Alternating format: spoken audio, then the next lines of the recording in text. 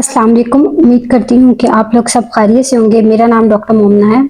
आज की इस वीडियो में हम एक बहुत इंपॉर्टेंट टॉपिक पे बात करेंगे। अक्सर पेशेंट इसके बारे में सवाल करते हैं कि एक बड़े ऑपरेशन के बाद नॉर्मल डिलीवरी होने के इम्कानात कितने होते हैं, या उन इम्कानात को किस तरह बढ़ाया जा सकता है कि अगर पहला ऑपरेट पिछला उनका सी सेक्शन के थ्रू बेबी डिलीवर हुआ है और अब वो नॉर्मल डिलीवरी के थ्रू बेबी डिलीवर करवा सकती हैं कि नहीं। ये सवाल अक्सर आके पेशेंट पूछते हैं। नॉर्मली हर पेशेंट की ये नेचुरल डिजायर होती है कि उनकी जो बेबी है वो नॉर्मल डिलीवरी के थ्रू डिलीवर हो, और अक्सर डॉक्टर्स की भी ये कोशिश होती है कि पेशेंट नॉर्मली जो नॉर्मल डिलीवरी के थ्रू ही डिलीवर हो, क्योंकि जो नॉर्मल डिलीवरी होती है ये सबसे सेफेस्ट ऑप्शन होती है पेशेंट के लिए। लेकिन बाज़ औक़ात कुछ ऐसी कॉम्प्लिकेशन होती हैं, कुछ ऐसी पेचीदगियाँ होती हैं जिसकी वजह से जो फौरी तौर पे सी सेक्शन करना पड़ता है, जिसमें बच्चे का उल्टा होना, बच्चे के दिल की धड़कन का बंद हो जाना, या फिर कोई ऐसी बीमारी हो जैसे मेकोनियम एस्पिरेशन सिंड्रोम। तो इसमें क्या होता है, बाज़ औक़ात बच्चे को पेन लगने से पहले ही, लेबर से पहले ही या लेबर के स्टार्ट होने से कुछ टाइम के फौरन बाद बच्चे को सी सेक्शन के थ्रू डिलीवर करवाना पड़ जाता है। तो ऐसे पेशेंट जब डॉक्टर पास आते हैं तो वो डॉक्टर से यही सवाल करते हैं कि कितनी पॉसिबिलिटी है कि हमारी नॉर्मल डिलीवरी होगी। यहाँ पे मैं आपको एक चीज बता दूं कि अगर आपका पहले जो सी सेक्शन हुआ था वो कोई ऐसी रिकरेंट नॉन रिकरेंट कॉज की वजह से नहीं हुआ, फॉर एग्जांपल आपको पहले प्रेगनेंसी में कोई ऐसी कॉम्प्लिकेशन हुई थी और उस कॉम्प्लिकेशन के इस प्रेगनेंसी में होने के कोई इम्कानात नहीं है, जैसा कि जब आप लेबर पेन्स ले रही थी उस वक्त बच्चे की दिल की धड़कन खराब होगी या बच्चे के दिल की धड़कन बंद होगी, तो लाजमी नहीं है कि इस दफा भी आप लेबर पेन्स ले रही हो तो आपके बेबी की दिल की धड़कन खराब हो जाए।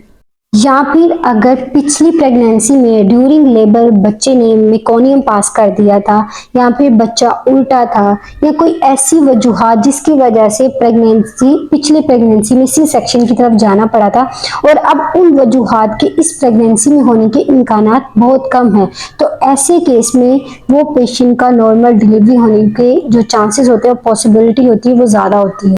तो ये वो पेशेंट होते हैं जिनकी जो पिछली प्रेगनेंसी में सी सेक्शन के थ्रू डिलीवरी हुई थी, लेकिन अब इस वाली प्रेगनेंसी में उनमें कोई कॉम्प्लिकेशन नहीं नजर आ रही, तो इनके अंदर 75% चांसेस होते हैं कि इस दफा उनकी डिलीवरी जो है वो वजाइनल बर्थ के थ्रू सक्सेसफुल हो सकती है। यहाँ पे मैं आपको एक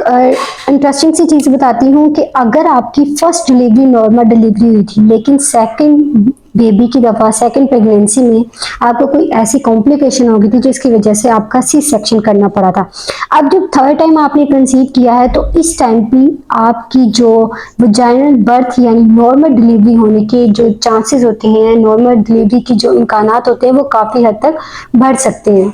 अब मैं आपको बताती हूँ कि वो कौन से फैक्टर हैं जो अगर मौजूद हों तो इसमें नॉर्मल डिलीवरी होने के लिए वेट भी किया जा सकता है और नॉर्मल डिलीवरी होने के जो इम्कानात होते हैं वो भी बढ़ जाते हैं। इनमें जो सबसे पहली और इम्पोर्टेंट चीज आ जाती है वो है 9 मंथ के आखिरी डेज में बच्चे की पोजीशन, बच्चे की ग्रोथ और बच्चे की हेल्थ का अच्छे होना। ये सब पैरामीटर्स होते हैं जो नॉर्मल डिलीवरी के लिए, इनका एक्यूरेट होना, इन पैरामीटर्स का बिल्कुल ठीक होना डिपेंड करता है नॉर्मल डिलीवरी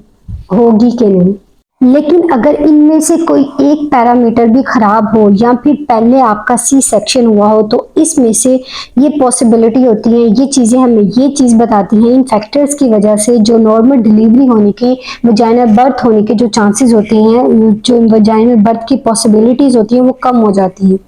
लेकिन अगर बेबी की पोजीशन कफालिक है, बेबी की पोजीशन ठीक है, बेबी की ग्रोथ भी ठीक है, उसकी वेलबींग भी ठीक है, उसकी हेल्थ भी ठीक है, तो अगर ये पैरामीटर्स उसके ठीक हैं तो वजाइनल बर्थ के लिए यानी नॉर्मल डिलीवरी के लिए वेट किया जा सकता है। नॉर्मली जो लेबर पेन्स का वेट है वो 40 वीक्स तक किया जाता है, लेकिन अगर आपका पहले सी सेक्शन हुआ हो और आपको इस प्रेगनेंसी में 40 वीक से पहले ही दर्दें लग जाएं, नेचुरली आपको पेन आना शुरू हो जाए या खुद ब खुद लेबर पेन स्टार्ट हो जाए और वो पेन भी एडिकेट हो, तो इन केसेस में, इन पेशेंट्स में भी वजाइनल बर्थ यानी नॉर्मल डिलीवरी होने के इम्कानात बढ़ जाते हैं। यहाँ पे मैं आपको एक इम्पॉर्टेंट चीज बताती हूँ कि जो आर्टिफिशियली इंडक्शन कराई जाती है यानी आर्टिफिशियली लेबर पेन लगाई जाती है उन ख्वातीन को जिनका पहले भी कोई सी सेक्शन हुआ हो, ऐसे में इन पेशेंट को नॉर्मली लो डोज इंडक्शन की जाती है, लेकिन ये ये वाला प्रोसेस उन हॉस्पिटल्स में किया जाता है जहां पे इमरजेंसी सी सेक्शन की फैसिलिटीज मौजूद हों, और इस टाइम पे पेशेंट को गाइड किया जाता है कि जो नॉर्मल किसी भी टाइम पे जो नॉर्मल डिलीवरी के प्रोसेस को सी सेक्शन की तरफ कन्वर्ट किया जा सकता है। पेशेंट को कंप्लीटली गाइड किया जाता है, पेशेंट को काउंसिल कर दिया जाता है। मैं उम्मीद करती हूँ कि सी सेक्शन के बाद यानी बड़े ऑपरेट के बाद नॉर्मल डिलीवरी होने के जो इम्कानात हैं और उसके रिलेटेड जो आपके सवाल थे वो आपको उनका जवाब इस वीडियो में मिल गया होगा। अगर आपको ये मेरी वीडियो पसंद आई है तो आप मेरे चैनल को सब्सक्राइब करें, मेरी वीडियोस को लाइक करें। मैं अपने बहुत ही बिजी स्केड्यूल से टाइम निकाल के आपके लिए ये वीडियो बनाती हूँ। अगर आप चाहते हैं कि मैं इस तरह की और वीडियोस बनाऊं तो आप मेरे चैनल को जरूर सब्सक्राइब कर दीजिएगा। अगर आपका इस वीडियो से रिलेटेड कोई क्वेश्चन है तो आप मुझसे कमेंट सेक्शन में पूछ सकते हैं, मैं आपको उनका जवाब जरूर दूंगी। मिलते हैं नेक्स्ट वीडियो में, तब तक के लिए अल्लाह हाफिज।